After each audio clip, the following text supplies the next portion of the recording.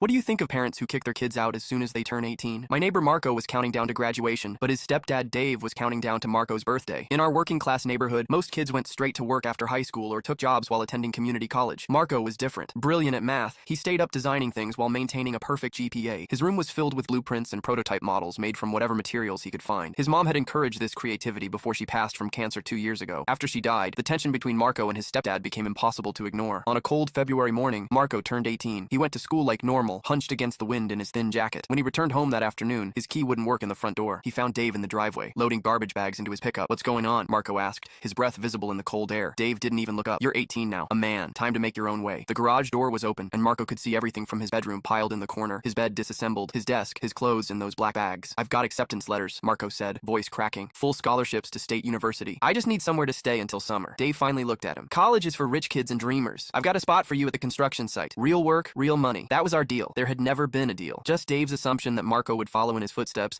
abandoning those useless sketches, as Dave called them. That night, Marco showed up at our door with nowhere else to go. My parents took him in without hesitation. Mom set up the pull-out couch while Dad helped Marco retrieve his belongings from the garage before Dave could follow through on his threat to dump all this crap at Goodwill. Word spread quickly. The elderly widow next door altered her late husband's suit so Marco would have something professional to wear for his college interviews. Mr. Guzman at the local garage offered Marco weekend work to save money. Our high school counselor helped him file for independent status on financial aid forms and found emergency grants to cover expenses his scholarships wouldn't. For 2 months, Marco lived on our couch, studying late after working weekends. He never complained, always helped with dishes, and tutored my younger brother in calculus. I'd sometimes find him asleep with engineering textbooks spread around him, as if he was afraid to waste even a minute. Dave wasn't pleased. Several times he drove slowly past our house. Once he confronted Marco outside school, telling him he was making a fool of himself, playing student when you should be earning your keep. 2 weeks before graduation, Dave showed up at our door. He'd been drinking, not stumbling drunk, but bold enough to say what he normally kept hidden. "You're embarrassing the family," he told Marco. "Everyone's talking about how my son's homeless, begging for handouts. You think you're better than me with those college letters? Your mother filled your head with nonsense." The mention of his mom made Marco's shoulders stiffen, but his voice remained steady. "I'm not homeless. I found people who actually support me." Dave's face darkened. "You'll fail. First semester, you'll come crawling back." Marco just shook his head. "I won't be coming back." Yesterday, we helped Marco move into his dorm room. It was small but clean, with a desk by the window where he immediately spread out his drawings. His roommate seemed nice, another engineering student with practical experience. Marco has an internship lined up with a firm that focuses on sustainable building materials. His advisor was impressed with his portfolio, especially the designs he'd been working on at our dining room table. Meanwhile, Dave tells everyone his son is too good for honest work now, but I've seen Marco's plans. He's designing affordable housing units that can be quickly assembled from modular components, specifically for low-income families. He wants to revolutionize how we build homes for people who need them most.